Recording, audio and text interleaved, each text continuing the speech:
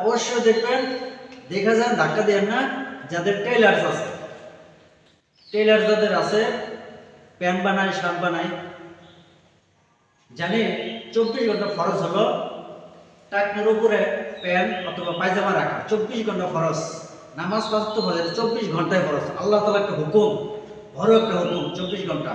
এই ফরজ হুকুম যে না মানবে, কিয়ামতের ময়দানে আল্লাহ তাআলা তার দিকে তাকাবে না। এখন আপনি দর্জি, আপনার কাছে প্যান্ট বানাতে গেছে একজন, আপনি সর্বপ্রথম আপনি কিয়ামতের ময়দানে জিজ্ঞাসাবাদ যদি না হইতে চান, অবশ্যই আপনি এই কাজটা করতে পারেন নিজে বাঁচার জন্য। আপনি সর্বপ্রথম তার প্যানের যে মাপ নেবেন, টাকনোর উপর পর্যন্ত, টাকনোর উপর পর্যন্ত প্যানের মাপ নেবেন।